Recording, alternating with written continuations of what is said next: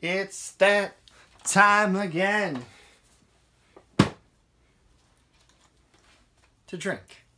Hello everyone, my name is Zach, welcome back to my channel, and welcome to another episode of the Stephen King drinking game. Now I know I've gained a lot of new subscribers since Halloween when I did the last one of these, so I thought I'd give a quick kind of reintroduction to the series if you're new here. Basically, I used to be obsessed with this show called The Nostalgia Critic, which some of you have probably heard of. I don't really watch it anymore because I found out the creator's kind of a dick. Long story.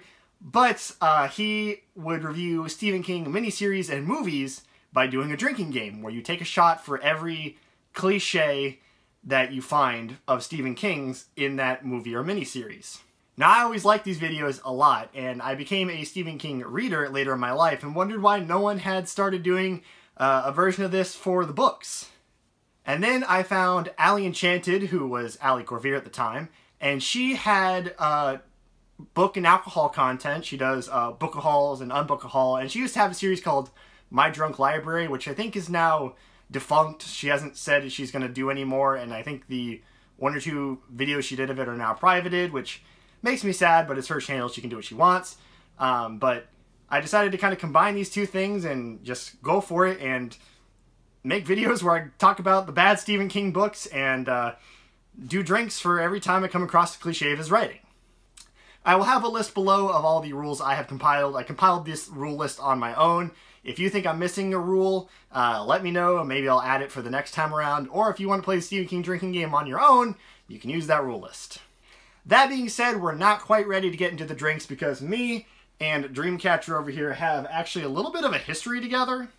So picture, if you will, a young little 14-year-old Zach. Actually, you don't have to picture it. I can just put a picture up right here. God, I hate this fucker. Be glad you didn't know this guy. This little thing is a monster. Screw him. But anyway, he discovered an audiobook from the library called The Shining by one Mr. Stephen King. And Zach rather enjoyed that book. He thought it was very good. Now, I haven't reread The Shining in a long time, so I don't know if it holds up, but word on the street is it does.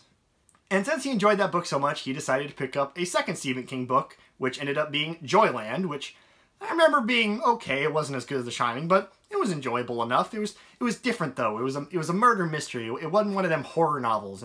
And Zach was just discovering his love of horror, and he wanted a good horror novel, a good, long Stephen King horror novel.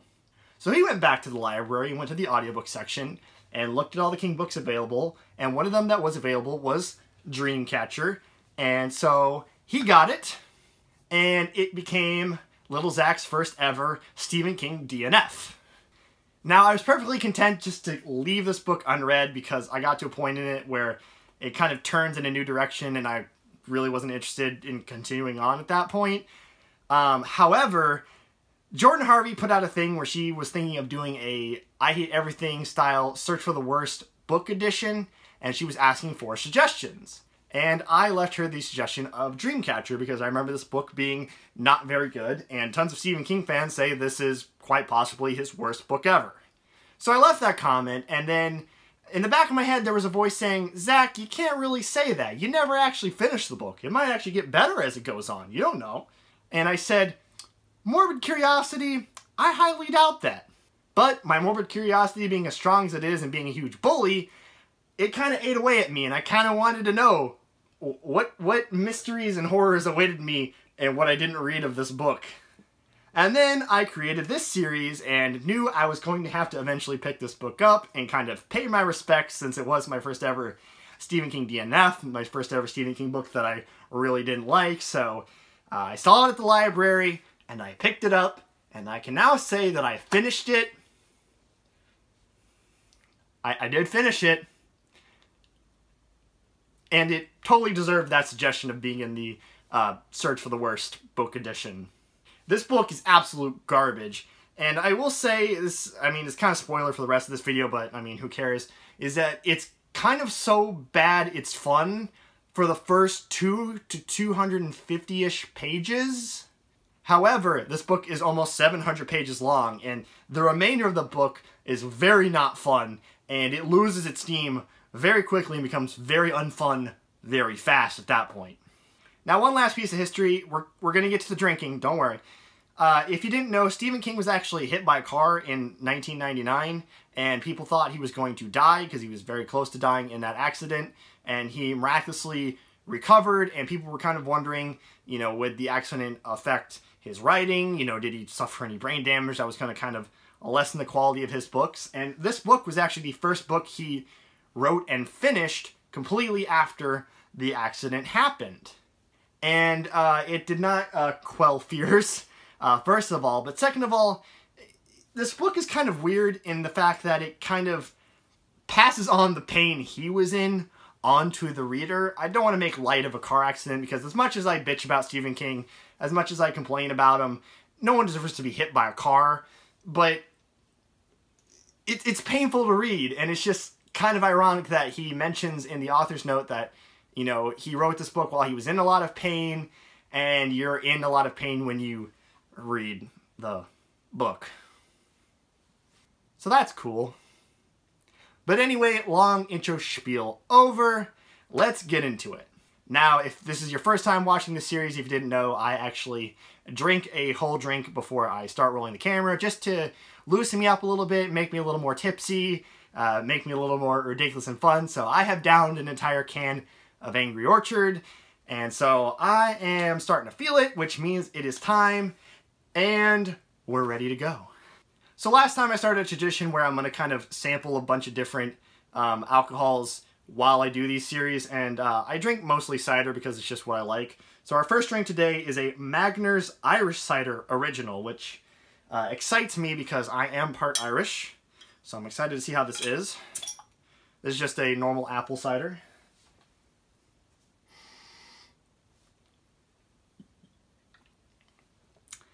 It's a little light on taste, to be honest with you. It's kind of like a watered down Angry Orchard, but it'll do.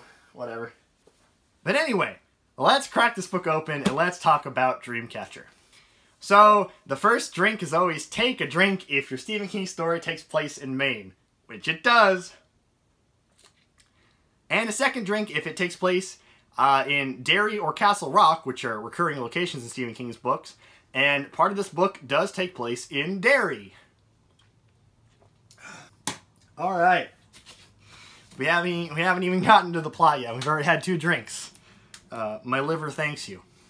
So, literally on the first page, literally the first thing you see is SSDD, which stands for Same Shit, Different Day, which is a phrase that gets repeated so much in this book that it hurts. And one of the drinking rules is to drink for the repeated phrase just once, because if you drank every time a phrase was repeated in a Stephen King novel, you would die.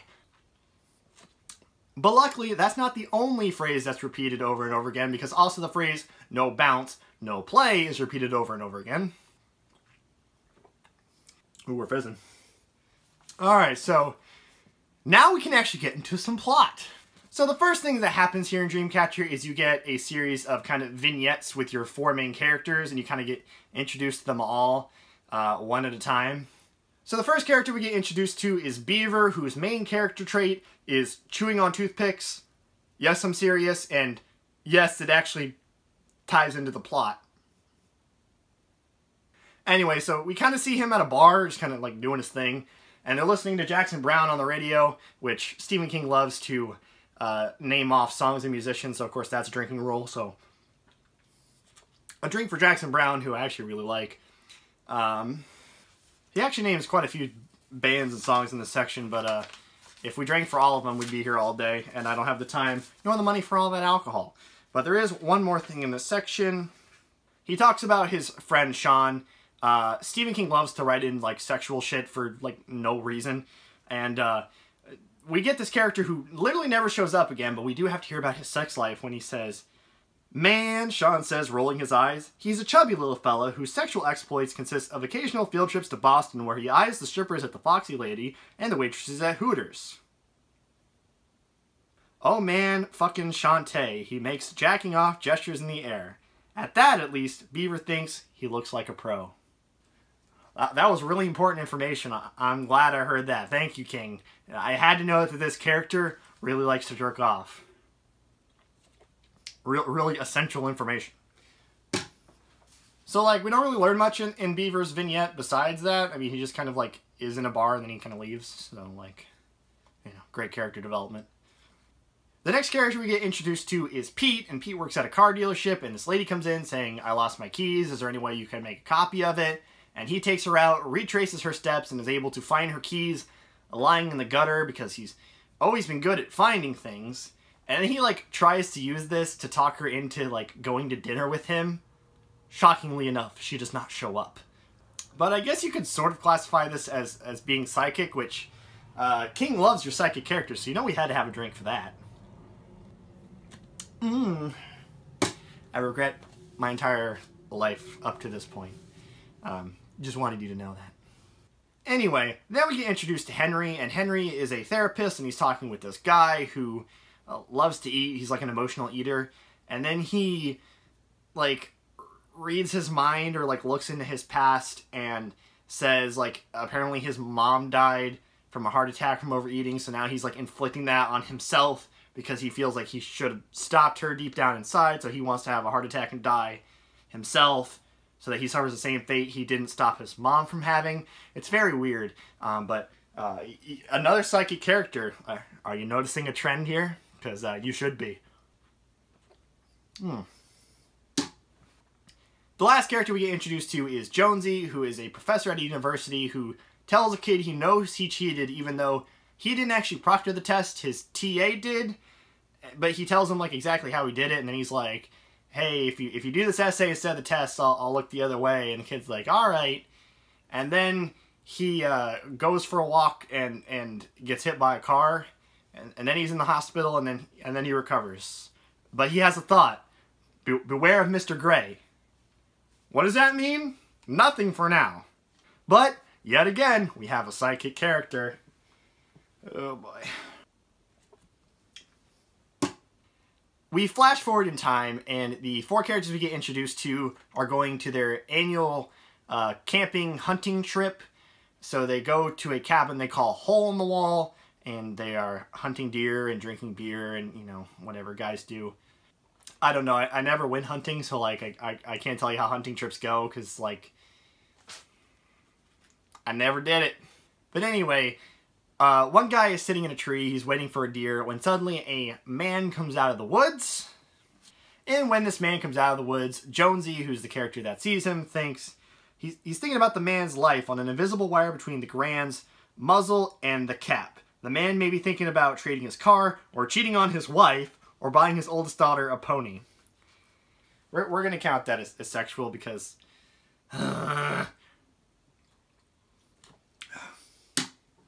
So anyway, he ends up not shooting the guy because he is in fact not a deer. And he brings him back to the cabin where Beaver also is, and they bring him and they start making him food. And then he has a really long and loud fart. Get used to that. There is a lot of farting in this book.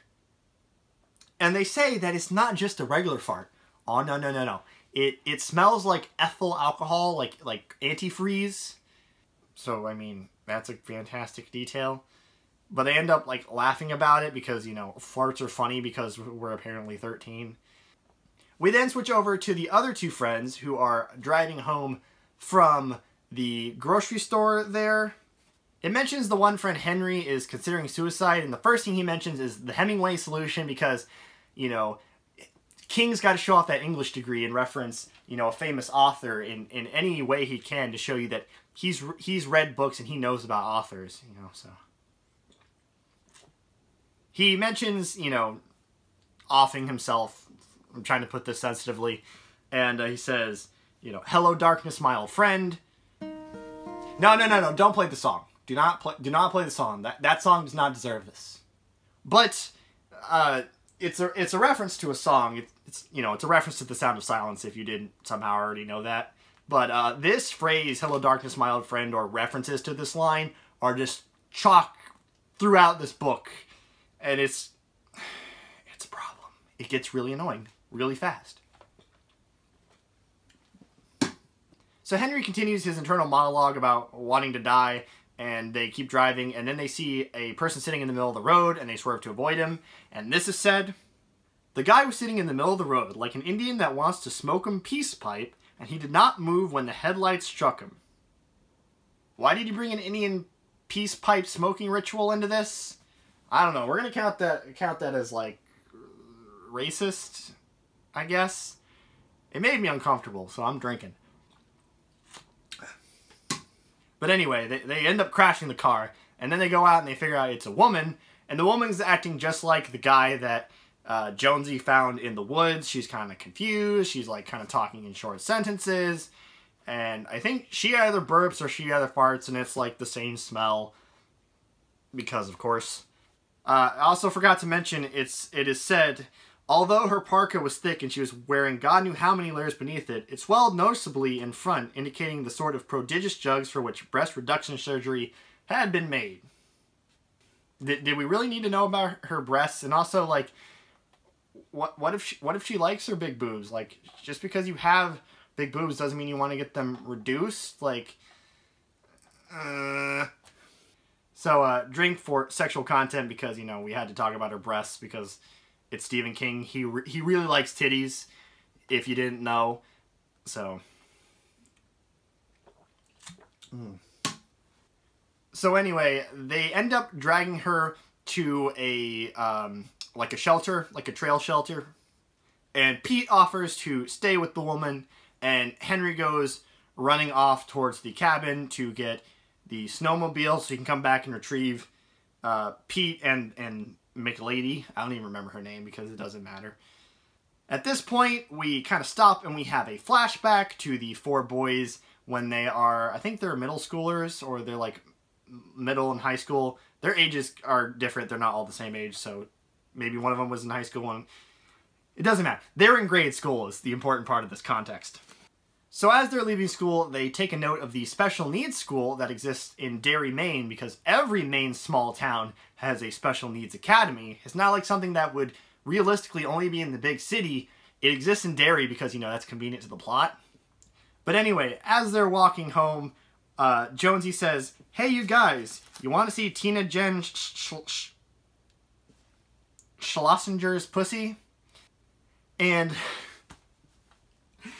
in response to this, King produces one of the greatest bad lines of our time. A line to rival "Hope is a Raging Asshole" from Zenith, as well as "Wow, squeak, my geekness is a-quivering" from that Harry Potter play that everyone likes to pretend doesn't exist. He mentions having looked at his dad's Playboys and Penthouse magazines, and he says, "Pussy is very interesting. It doesn't give him a boner and make him feel sexy the way bare tits do."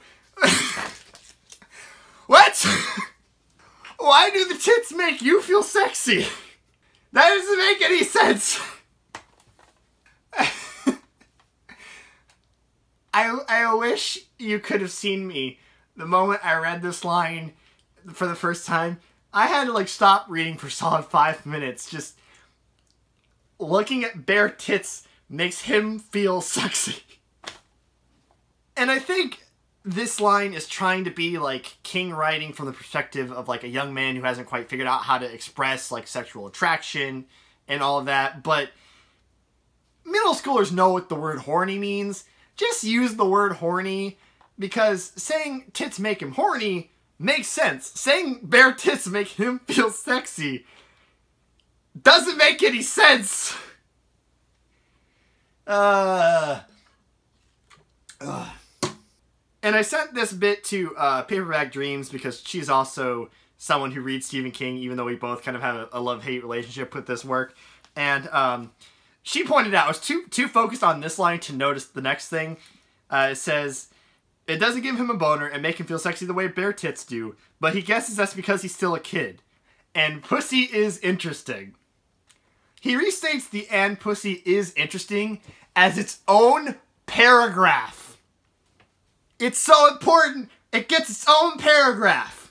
We want to stress that 13-year-old boys, straight 13-year-old boys, are very intrigued by women's genitalia. I never would have guessed. Thank you, King, for clarifying this. So anyway, they go in search of this photo, which is apparently supposed to be in like a guy's like shack or like outdoor workshop or something or another.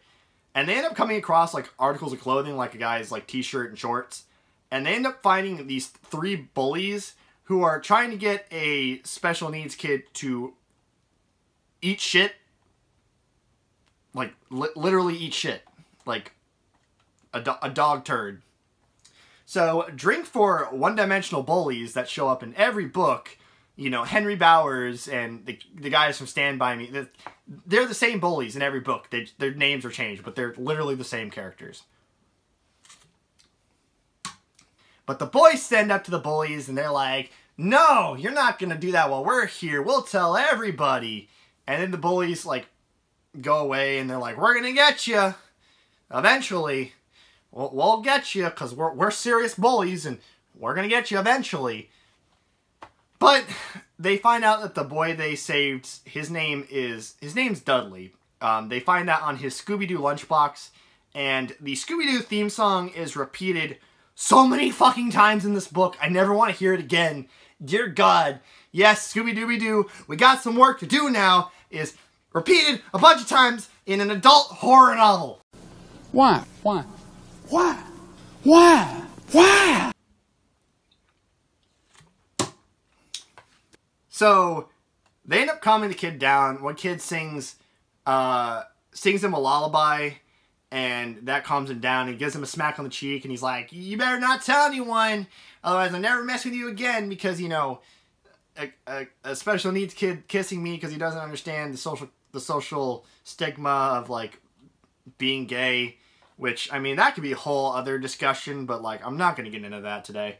But they're all like, bro, we're going to be cool about it. Don't worry about it. So, he pronounces his name Duddits instead of Dudley, and so that's how he's referred to through most of the book, is Duddits, but they explain later in the book that the boys and this kid end up being really good friends. Flashing back to present time, the 2 guys in the cabin, Jonesy and Beaver, had laid the guy they found in the woods down to sleep, and then they hear him run to the bathroom, and they go and they find that the sheets are bloody, specifically where his bottom was. And they call into the bathroom and they're like, yo bro, you alright in there? And he's kind of acting weird, and he's like, yeah, can I get some privacy in here? And he's like making noises and farting, so they end up breaking the door in, and right at this point, I can't believe I'm going to say the sentence out loud, but it's what happens in this book. A long, eel-like alien comes bursting out of this guy's asshole. Just gonna let that sink in for a minute. So yeah, this book features parasitic aliens that grow inside of a person, make them fart and freeze smelling farts, and then come bursting out of your asshole. And I had heard the term shit weasel used to refer to these things, and I thought it was like a fan thing. No, that's in this book. Later on, some of the characters refer to them as the shit weasels. We have an adult horror novel where the monster in question are the shit weasels. Who thought this was a good idea? So, take a drink for something that's supposed to be scary but totally isn't. So anyway, when the shit weasel came out of the guy's ass, it ended up falling in the toilet, so they shut the toilet, and Beaver sits on it, and Jonesy's like, do not get off the toilet. Stay on the toilet. Beaver sits on the toilet, and Jonesy goes out. He's going to get like duct tape or electrical tape to tape the toilet down to trap the shit weasel in the toilet. Funny thing about these Stephen King books, they end up making you say phrases that would make absolutely no sense outside of this context or like a conversation with a crackhead. So back to the plot. Remember how Beaver likes to chew toothpicks? Remember when I said this ties into the plot? Well, this is where it happens. So Beaver's sitting on the toilet. I can't get over the fact that this guy's name is fucking Beaver. He's like looking down. He doesn't have any toothpicks in his pocket. And he's like, I just want to chew on a toothpick. You know, there's a toothpick right there out of the blood. I just got to kind of get up for a second and get it so I can just kind of pop up real quick and sit back down and I'll totally be fine. Nothing bad's gonna happen now. Would it?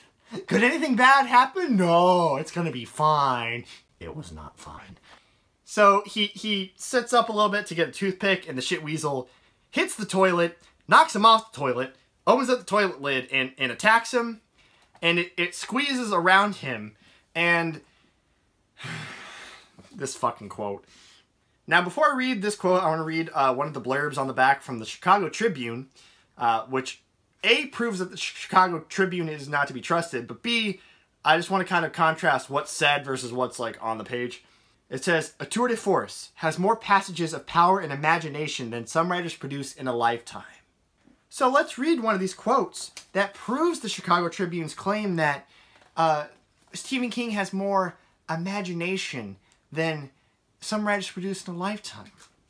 So a lot of my audience are writers, or they want to be writers someday, or, you know, they do it as a hobby. Maybe they're just starting their career. Maybe they're indie published.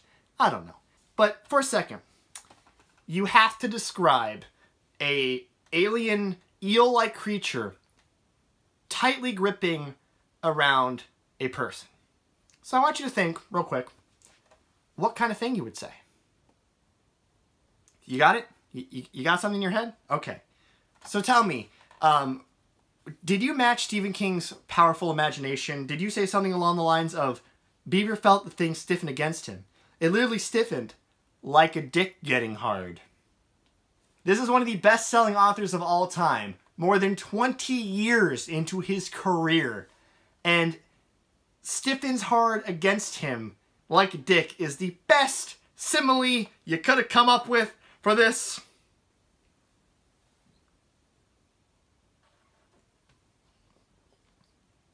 And that is it for drink number one, guys. That wasn't very good. Ah. So, that happens. Then Jonesy comes back in, and he realizes that Beaver done fucked it up. And the thing tries to get out. He shuts the bathroom door. It tries to open the bathroom door. It ends up actually getting the bathroom door open. Its head explodes. It turns into spores. And then Jonesy breathes in the spores and he, like, collapses. Meanwhile, back in the snowstorm, the lady that Pete and Henry found, she releases her shit weasel, and Pete ends up managing to kill the shit weasel by knocking over the remainder of this like shelter that was like partially collapsed already onto it, but he dies in the process. So two of our characters are definitely dead. One character just breathing some spores and passed out, so we can assume he's dead. And then another guy is running through the snow. This is the point I DNF'd this book back in the day. We get introduced to a bunch of military people. And so I was like, oh, well, 3 of my 4 characters are dead. I don't really care about the last guy, and now we're talking about a military, so like, I don't know that I really care anymore. Hey guys, Editing Zach here to mask an awkward transition because this video was going to be 2 parts, but now it's just one, so transitioning into me introducing the second bottle of alcohol. So this is drink number 3 for the night, drink number 2 for the video, because I drank one before the camera started. And this is an Ace Berry Craft Cider Rosé. So I don't know that I've had a berry cider before, so you could say I'm very excited to see how this is. I don't really know if I want to be a father, but I got the dad jokes on lock. Ooh. This almost smells like a wine.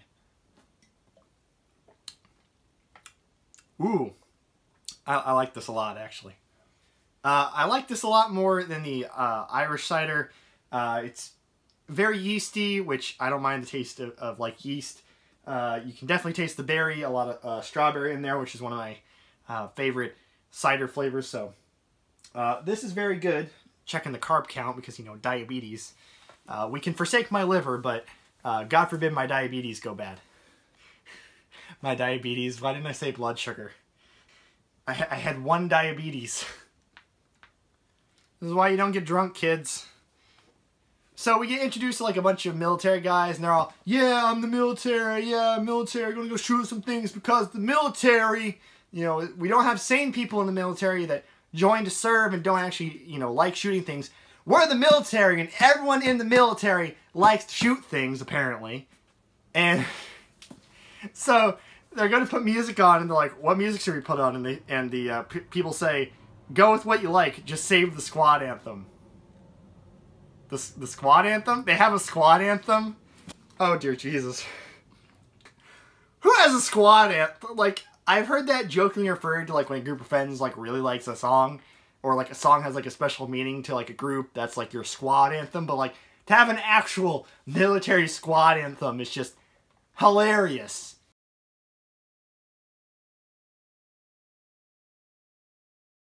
So then the book covers one character named Kurtz, Abram Peter Kurtz. And it says, I'm leading this charge. I'm the Lieutenant Callie in charge of this particular Alice restaurant massacre. If you didn't know, Lieutenant Callie was in charge of a squad in Vietnam who massacred a group of people during the Vietnam War. And I know he brings up this comparison to, you know, point out that, like, he's bad, he has no remorse or whatever, but, like, seeing someone willingly compare themselves to a convicted war criminal, because Lieutenant Callie was the only person convicted, even though there was a lot of people that should have also been convicted for that particular massacre, really upset me. It rubbed me really the wrong way. And it's just, to see someone in the armed forces, I have a lot of armed forces involvement throughout my extended family, going back quite a few years. So to see someone from the armed forces willingly comparing themselves to Lieutenant Callie, a little mad about it. But anyway, they end up fighting and shooting other people that they know is possessed by the shit weasels, because they're like broadcasting, there's no infection here, we're fine, we're not here, we mean you no harm, or they say something or another. I don't remember, and I don't really care at this point. And they're like saying the prime numbers in like sequence to, I guess they think they're proving their intelligence is what someone says. So, I mean, that's kind of interesting, but I don't know if aliens would really, you know, do that. So, Henry finally makes it back to Hole in the Wall. You know, the guy running through the snow, he's fine, he's still alive. He finds Jonesy's gone, he finds nobody, he finds Beaver's body, and he ends up grabbing a pair of skis and skiing back towards Pete, who he doesn't know is dead yet. So, like, he ran 10 miles to get the hole in the wall. That's real. Not like an exaggeration. It literally says he runs 10 miles to just turn around and go back on skis. Yay. But while he's running around the cabin, he starts quoting, I Am the Walrus by the Beatles. Okay. Why do you do this to me, King? I love that song. Don't bring it up here and now.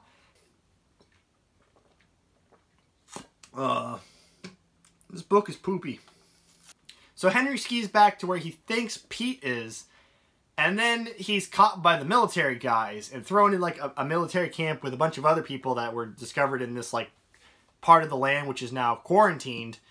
And so you're just like, okay, cool. I also want to mention, while he's told to stop by the military people, he says he slid, snow plowing with his wide open crotch, then came to rest, bent limbs forming a shape something like a swastika. Why did we have to compare it to a swastika? What else would you compare it to? You're Stephen King. You gotta bring up bigotry somehow. I mean, you've only done it a couple times in this book so far, and you're 300 pages in. We need more bigotry because it's a Stephen King novel. Of course. So, after Henry gets arrested, this next part is really confusing, and I think I eventually understood what this is, but not quite sure, so, like, bear with me. So you start hearing from Jonesy, the guy who breathed in the spores from the exploding shit weasel that came out of Beaver's ass. Or no, it didn't come out of Beaver's ass, no. No, it just killed Beaver because he got off the toilet because of fucking toothpicks. This book is a mess. And you're like, I thought you were dead. And then he's like back in the hospital, and then he's like hearing things people think, and then he's talking about Mr. Gray, and like, it's all over the place, and he mentions his old wife, and he mentions remembering an old joke. How do porcupines fuck? Very carefully. This book is 700 pages. Did you really need to include this? Like...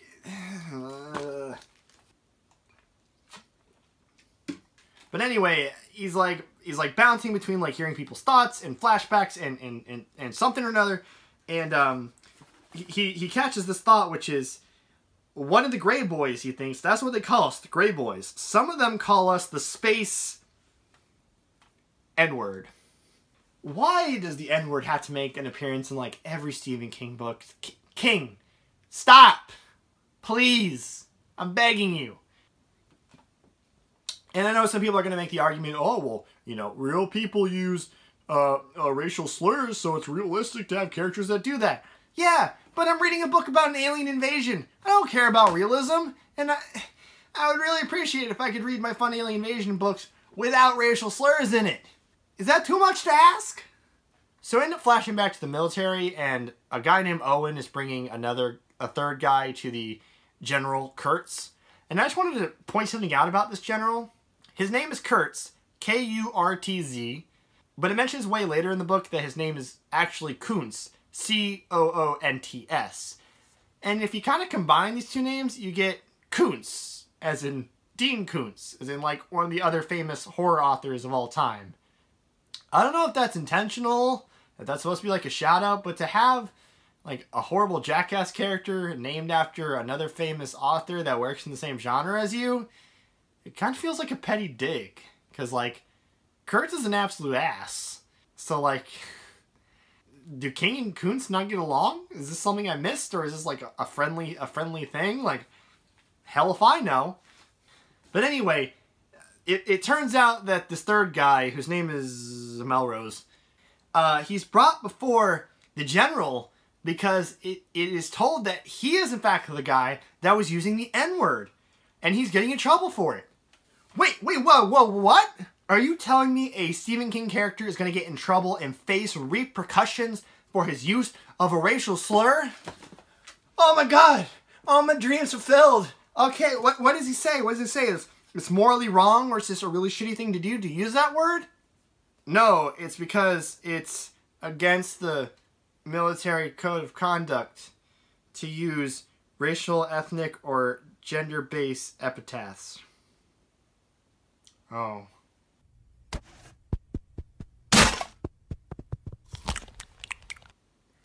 On one hand, I want to be happy because, like, at least it's acknowledged that, like, yeah, a King character is getting in trouble for the fact he used racial slurs, but, like, because it's against the code of conduct, not because it's shitty or amoral or just a terrible thing to say, like,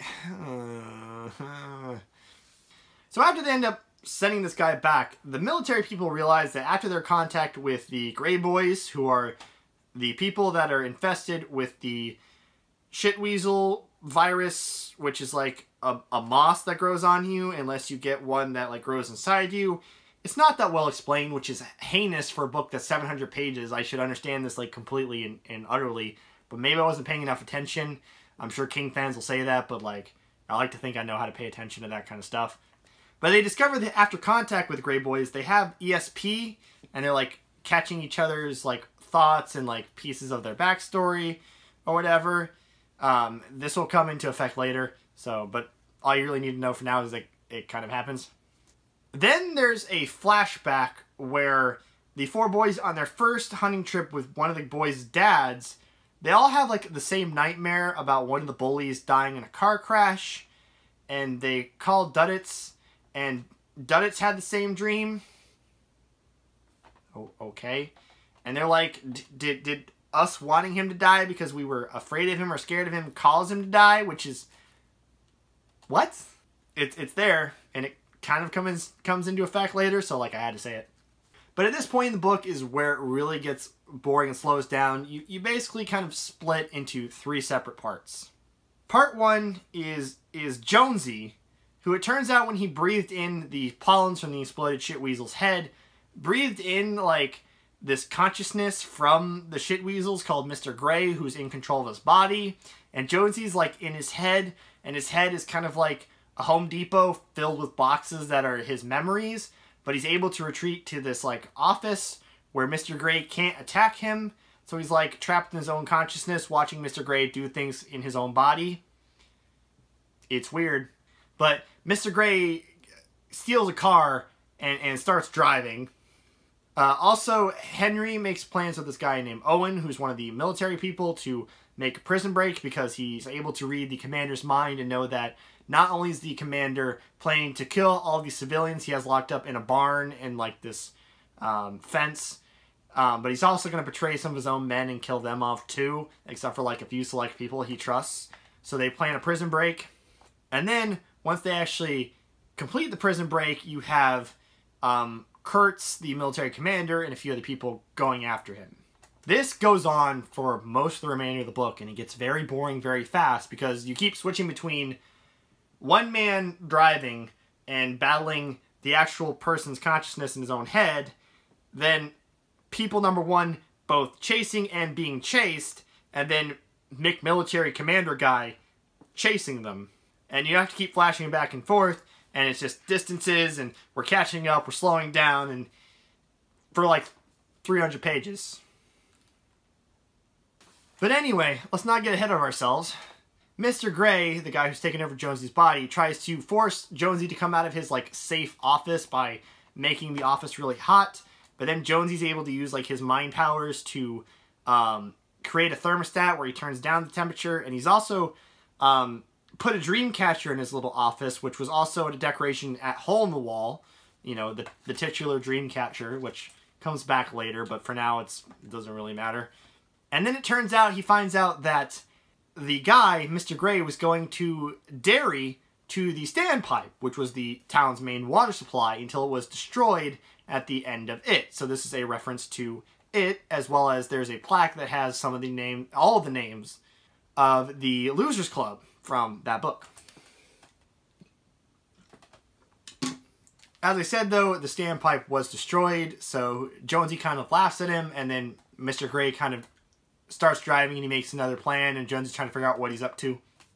Meanwhile, back at the military compound, Henry and Owen start to move their plan into action, and Owen, he has ESP because he came in contact with the Grey Boys, and he's growing the, like, mossy stuff that is like the infection that the aliens give to other people. And he says, "Wake up, Henry, it's 4:15. Time to drop your cock and grab your socks." Who says that?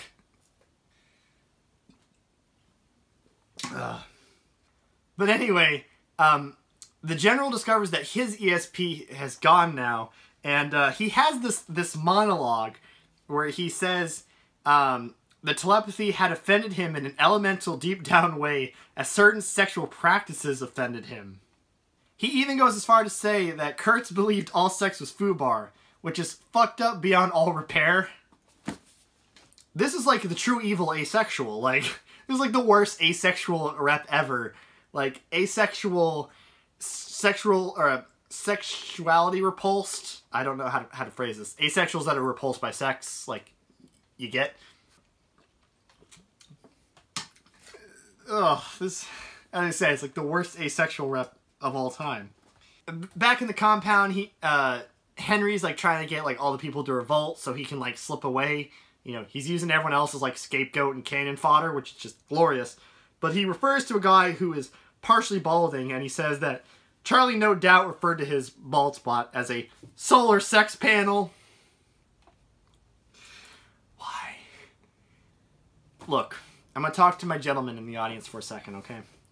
I know it can suck to be balding, but my dad is mostly bald on top. My best friend has started balding.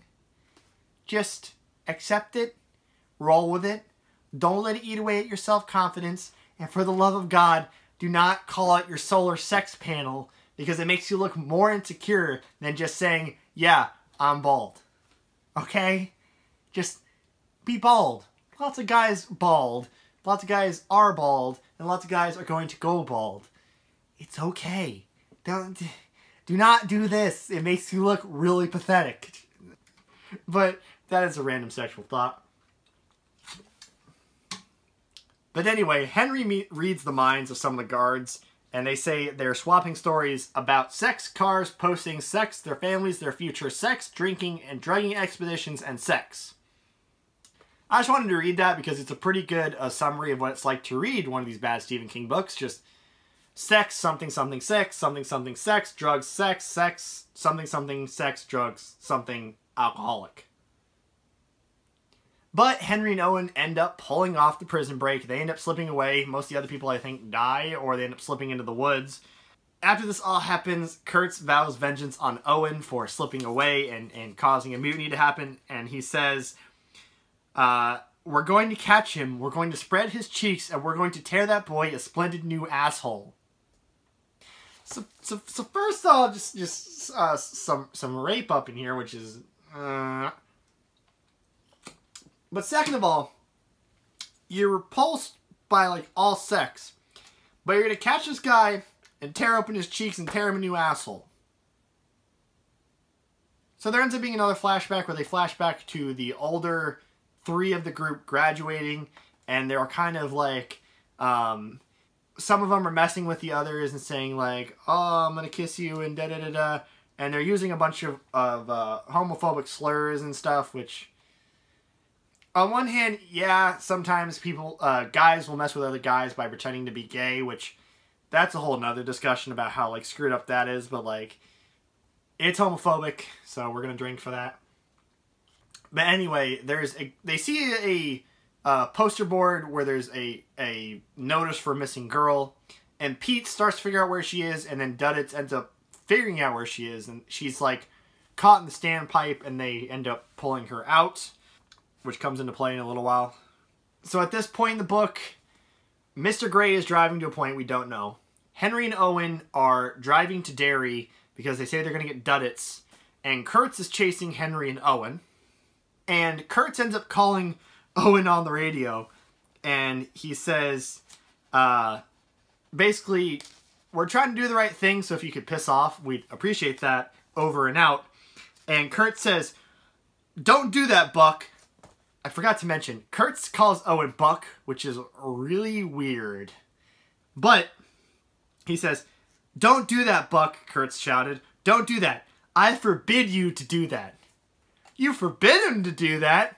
Okay, Boomer, what do you think? You're his dad? But anyway, Mr. Gray ends up stopping because he knows Jonesy's body has to eat and process food. He ends up stopping at a diner, and he ends up finding out that he really loves bacon. I know this seems like a random detail, but trust me, it comes up later. But he ends up, like, possessing the mind of a trooper and, like, causing him to beat himself to death. And then he steals the trooper's cop car. And at some point in the story, he kills another guy, and he's all like, Mr. Gray enjoys murder. Murder's fun. Which, I mean, I think it's supposed to be intimidating, but it's kind of funny. But he steals the officer's car, and at some point in the story, he gets a dog, which he infects with the shit weasel. And they're just kind of driving south, and Jonesy's trying to figure out why. So because King's writing is like the literary equivalent of ADD, we go back to the flashback of them finding the girl in the standpipe when the guys are graduating from high school, and they return her to her family, and it says, by the way, the girl has special needs like Duddits. I forgot to mention that. It's important for this comment. Here I'm cleaning up this girl. She's got the bod of a Playboy bunny and the brain, roughly speaking, of a lawn sprinkler. Way to talk about mental illnesses and issues with, you know, kind regards and sensitivity, King. You know, it really makes me, you know, reflect positively on you. Yes. So, Henry and Owen finally get to Derry, and they grab Duddits. And Duddits apparently has leukemia, and they, like, never checked up on him and never visited him for a bunch of years. And there's, like, some whole humbo-jumbo about, oh, this is how it is. People drift apart, but we should be sorry, but we shouldn't be sorry because that's just how it goes. And I don't know how I'm supposed to feel about it at the end of the day, because, like, King cannot focus on anything to save his life. But he refers to Duddits as a Down sufferer, which I think is supposed to mean he has Down syndrome. So there's that. But at some point in the novel, it is said that Duddits sees the line, which is he's able to find stuff similar to how Pete is. and he's able to talk through dreams. So Duddits is a person with special powers who has a mental disability, and his power is that he's psychic, which is a triple drink for our characters. It's like the ultimate Stephen King cliche right there.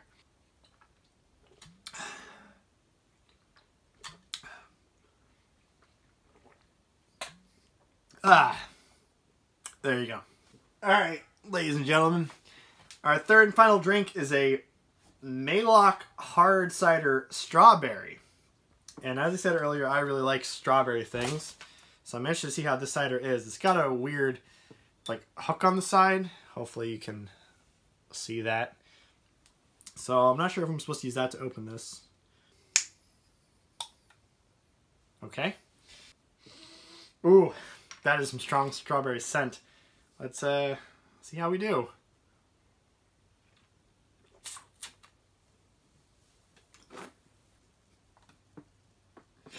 It's really good, mine's leaking all over myself. Ooh, that's sweet. Oh, man. It's very sweet. Definitely strong strawberry, some yeastiness in there. I'd say it's pretty good. It's probably better when it's cold, which at this point it's gotten a little warm because it's been sitting on my floor for like an hour. But it's good, and it will get us to the end of this.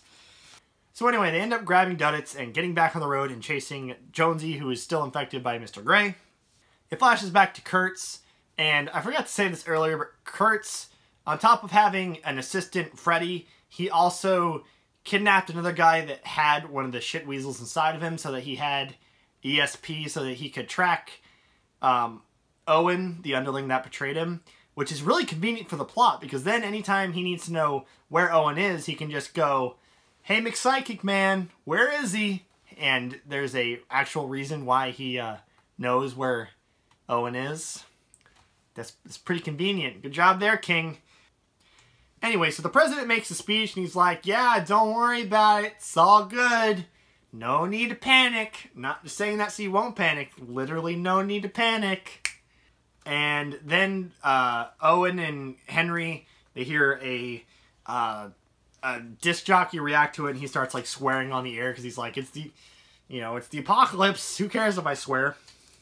And one of them says, call it the hot zone, the dead zone, or the twilight zone. So, a reference to one of King's other works, conveniently slipped that in there for us. But then he mentions that the disc jockey ends up playing The End by the Doors. That's really clever, King. I'm really proud of you. Again, that imagination, that power and imagination the Chicago Tribune talked about, really on display here. As they're driving, they mention driving past a sign for Jerusalem's Lot, which is, of course, a reference to Salem's Lot. Also, I forgot to mention this earlier. Sorry, there's like so much crap in this novel that it's hard to like hit everything without this video being 7 hours long, which I'm sure it is anyway.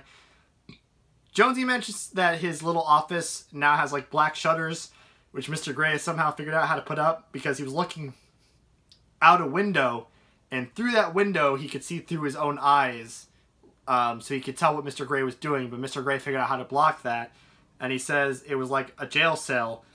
It was bigger than your average jail cell. Guys in Walpole or Danvers or Shawshank would think this was the cat's ass. So, that's a reference to the Shawshank Redemption. Stephen King is really like the duality of man. Someone who's able to come up with books like The Shining and Salem's Lot and Shawshank Redemption is somehow also able to produce crap like this. It's kind of incredible, I guess. I mean, I'm drunk, so maybe sober I wouldn't think that, but like, that's all I got for you, really.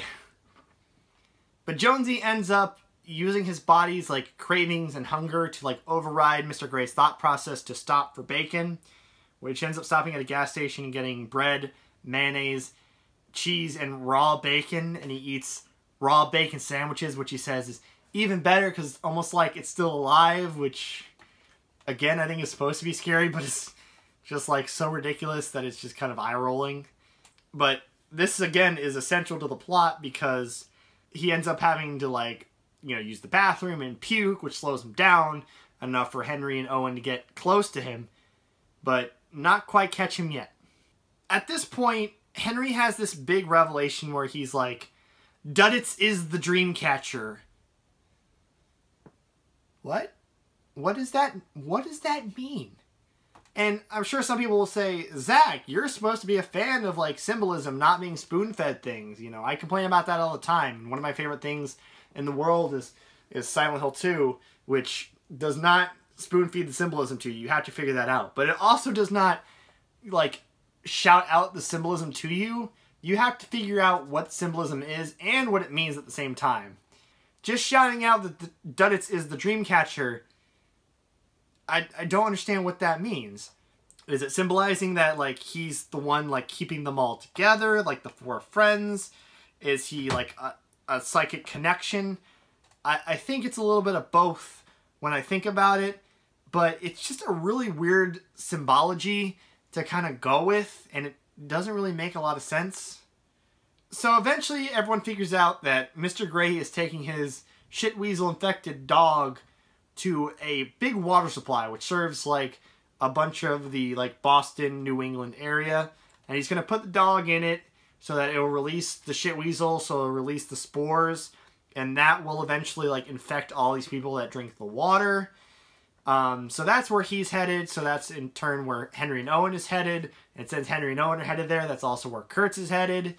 So that's kind of been the plot for 300 pages, but it, you know, it takes him, like, 200 pages to, like, explain that to you. It takes King 200 pages to explain that to you, which is just, you know, great for the pacing of this novel. Doesn't make it a torturous read at all. So eventually, after all this build-up and all this, you know, mind-reading and connection driving for 200, 300 pages, eventually Mr. Gray makes it to Shaft 12. He reads Josie's mind. He reads Josie's mind, and he's able to conjure up this picture of Jesus carrying a lamb, and that's how he figures out to carry the dog on his shoulder, because, you know, he's got to get the dog, which is almost dead, to the water supply to release it into the water supply. We had to mention Christianity somewhere in there, because that's, like, a fixation of King's, you know, racial slurs and Christianity. So Mr. Gray gets there, and, you know, he's getting close to the water supply, but Jonesy broke his hip back at the beginning of the book when he was hit by the car, which is a really shameless self-insert for Stephen King. You know, he gets there, and, you know, oh, it's too late, but then he can't get the manhole cover open. And then Henry and Owen get there, and Owen is like, I'm going to go after him, and Henry's like, me and Duddits got to do, like, a psychic thing to talk to Jonesy in Mr. Gray. And he's like, all right, I'm going to go after the guy. You do whatever you're doing. Then it flashes back to Mr. Gray, who can't seem to get the manhole cover open to put the dog in. But then he starts to lift it, but he only gets it a little bit of the way. And he's trying to get the dog into the thing before the shitweasel comes bursting out. You know, so he can actually get it to go into the water supply. And he's having trouble. And then Henry and Duddits run along the Dreamcatcher. This part makes no sense. And by running along the Dreamcatcher, they're able to talk to Jonesy, who's able to run back out into the like, Home Depot that is, like, his inner head memories thing.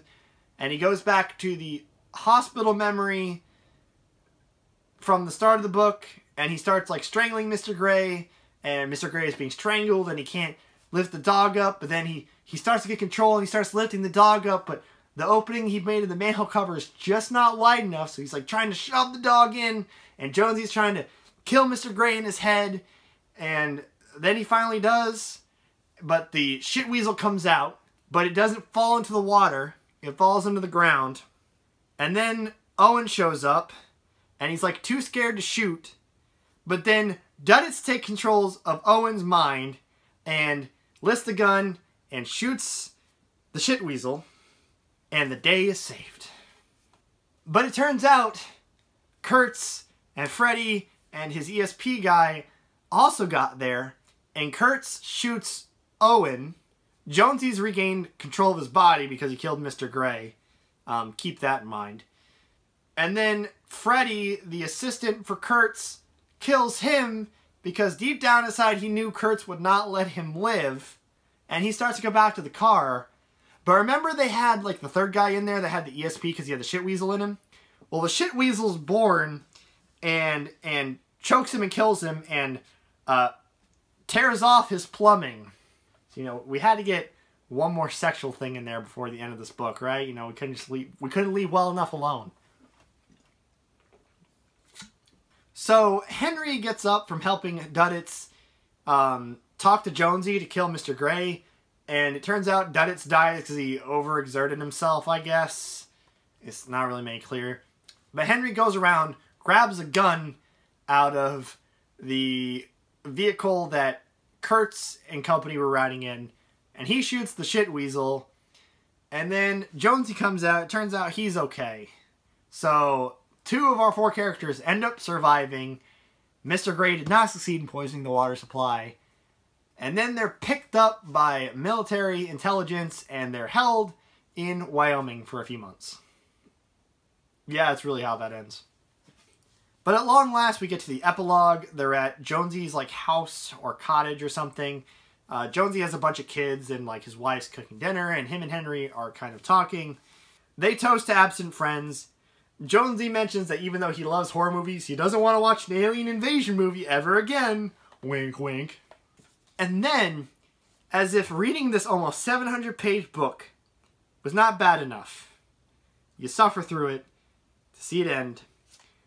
Then it's revealed that Jonesy was immune to the virus that the aliens had, which it's revealed that like 50% of the population's immune, and even if you're not immune, most of the characters that get it end up like fighting it off like a cold. The like red mossy stuff that grows, the spores, end up turning white and dying off, so like... But it turns out Jonesy's supposed to be immune.